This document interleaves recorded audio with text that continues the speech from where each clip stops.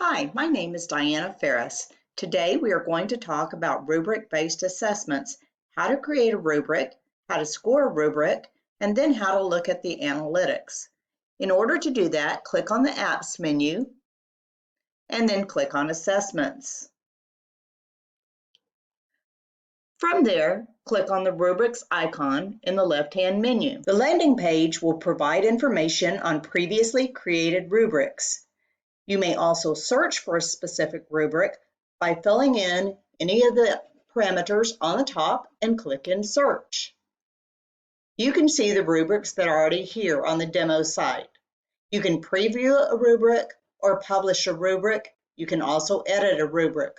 We'll talk about those features later on, but right now we're going to learn how to create a rubric. You can fill in the top information now or when you go to create. So I'm going to select Create. Fill in the information on the top, including the year, the campus. I'm going to choose Anderson Elementary School. District would be for district level personnel. So this is for one specific school. I'm going to choose a grade. I'm going to choose a subject, and I'm going to choose math for this particular rubric. Choose a language. It's a campus type, so that's what I'm going to choose. Choose the number in the sequence. Now I'm going to type in a rubric name. Give the rubric a unique name similar to naming an assessment. Once I've typed in the rubric name, click on Generate Task. This will result in an area where I can type in task. I can also type in a further description of the task. This is not mandatory, and I can use the drop-down SE box to select appropriate SEs. You can see the numbers will appear here, and the descriptions will appear below the selected SEs. At the end of the task box, you can see the different icons. If you don't like the task, you can delete it. You can also copy the task to add more tasks to the original rubric. We'll talk about that more in just a second. And you can also add ratings. This gives you ratings that you can assign students scores based on how they're performing. I can add as many ratings as I want by clicking the plus sign that number of times. So for instance, if I want 4 ratings, I'm going to click on this 4 times. You can see the rating boxes appear at the bottom. Now you can see they're labeled rating 1, 2, 3, and 4. I want to give them more descriptive titles. So I'm going to click in that box, giving them different titles. I can also color code these boxes if I would like by clicking on this icon and choosing Pick a Color. I can use the slider bar and change that, and then choose any color I want from the array of colors that appear. Now you can see my header color has changed.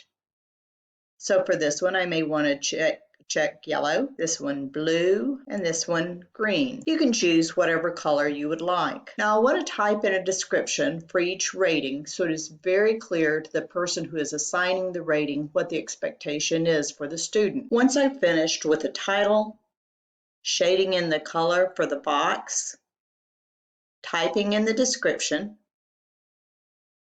I can choose to delete that rating.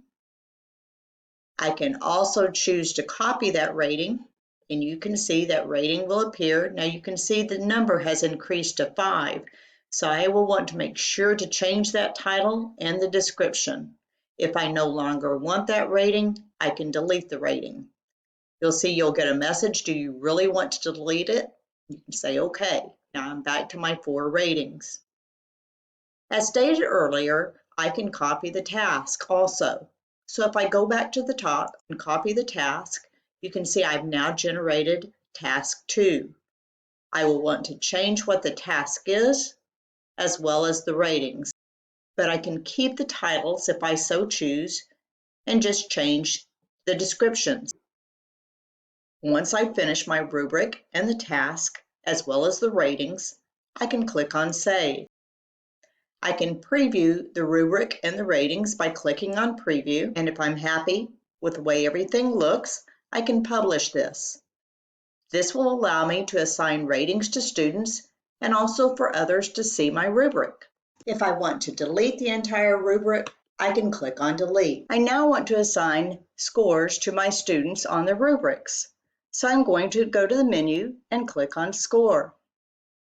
Now you can see the different rubrics that are available to me, including the one that I've been working on. You can also search for a specific rubric by filling in the parameters on the top and click on Search. Now you can see how this has narrowed down the number of rubrics that I'm viewing. I want to select the rubric for where I want to enter scores, so I'm going to click on Select Rubric. You can now see that I'm at step 2. I can search for students by clicking the campus, clicking on the grade, and click Search. Now I have two options. I can click by student or I can click by question.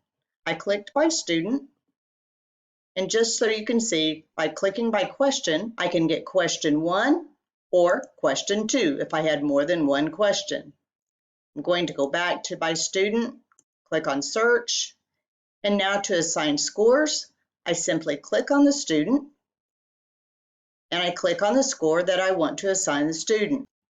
I can go to the next student and click on a different score or keep the same score I had.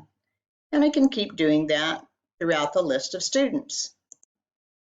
When I'm finished, I want to click on Save.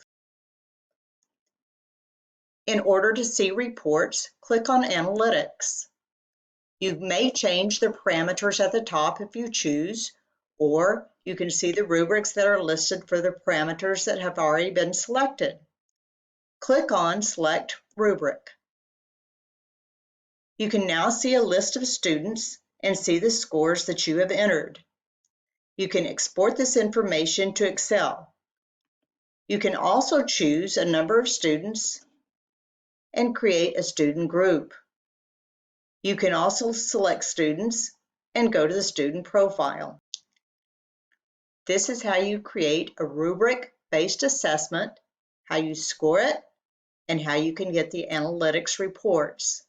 Thank you so much for your time.